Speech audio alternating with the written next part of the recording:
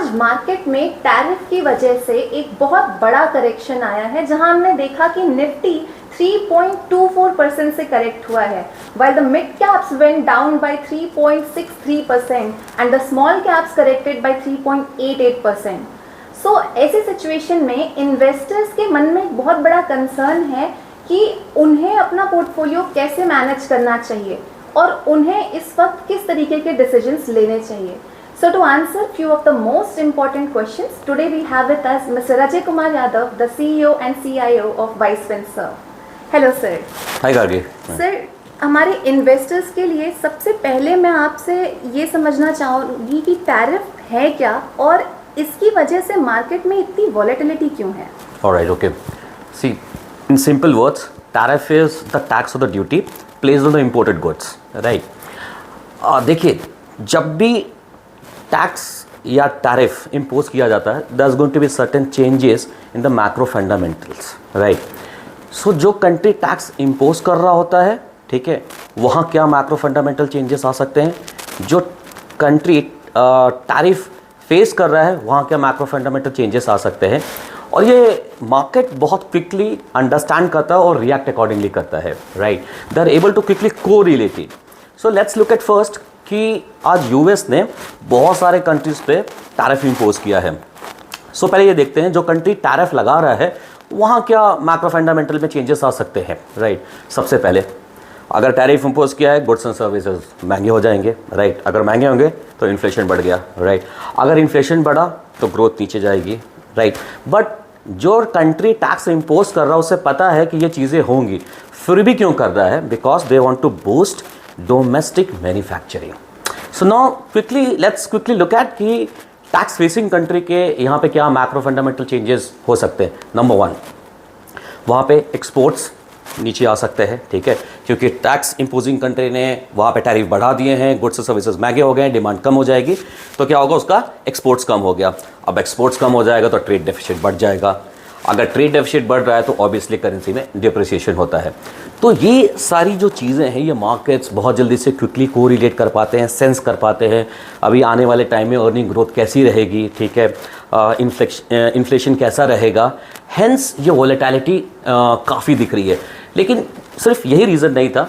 जब president Donald Trump ने ये सारे टैरिफ्स लगाए, सो ऑब्वियसली यस, कहीं ना कहीं हमें ये पता था कि बाकी कंट्रीज़ भी रिटेलिएट करेगी. सो अभी क्या हुआ? चाइना ने वापस से 34% का टैरिफ लगाया यूएस पे. कनाडा ने भी रिटेलिएट किया, वो 24% का टैरिफ उसने लगाया है.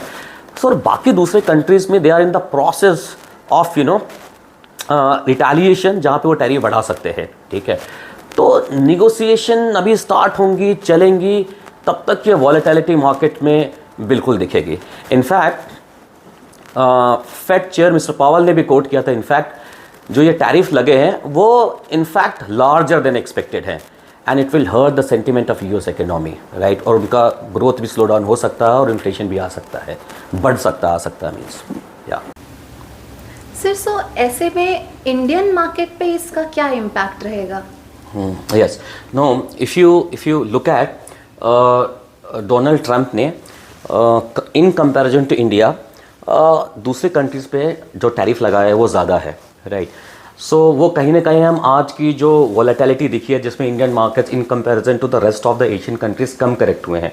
आज हमारा मार्केट जो करेक्ट हुआ है 3-3.5% के बीच में करेक्शन रहा है. But rest of the Asian markets है जहाँ करेक्शन आई थिंक 7%, 12%, काफ़ी बड़ा करेक्शन रहा है.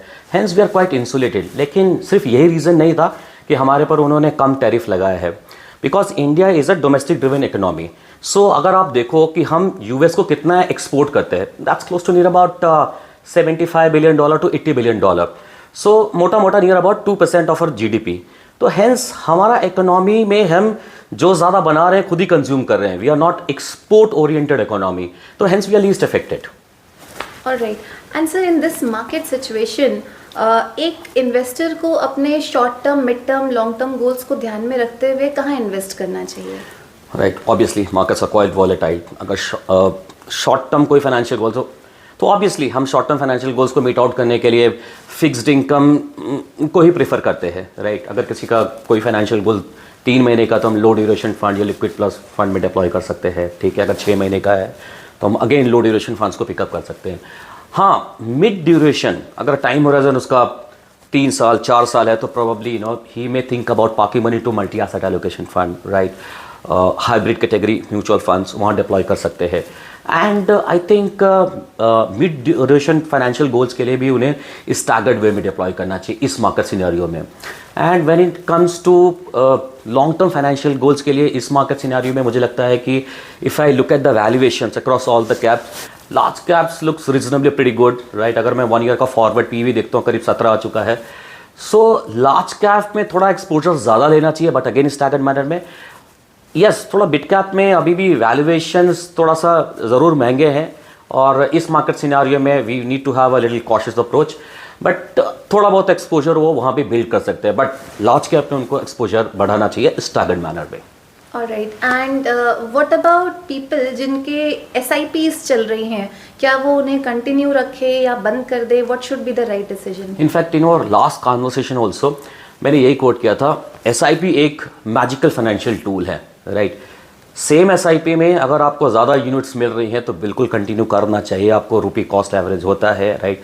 It's a wonderful tool, one must continue, बिल्कुल भी रोकना नहीं चाहिए, गलती हो जाएगी बहुत बड़ी अगर किसी ने रोका तो।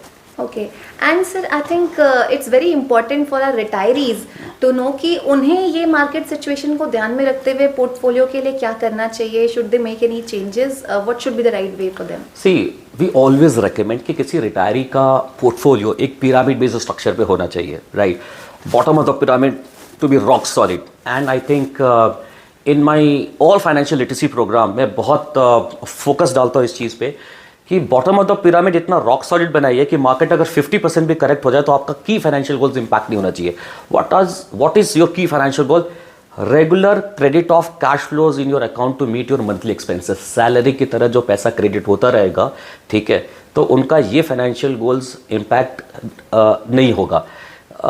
अगर वो हमने ध्यान रखा है, वो कंपोजिशन अच्छा बना है बॉटम ऑफ द पिरामिड, तो मुझे लगता नहीं उनके दूसरे कोई फाइनेंशियल गोल्स इंपैक्ट होंगे। नाउ आप उनके पीक ऑफ द पिरामिड में इक्विटी रहता है, और जनरल रिटायरीज के पोर्टफोलियो में लार्ज कैप 80% रहता है, 20% मिड कैप रहता है, right. Middle of the pyramid में मल्टी एसेट एलोकेशन फंड्स होते हैं।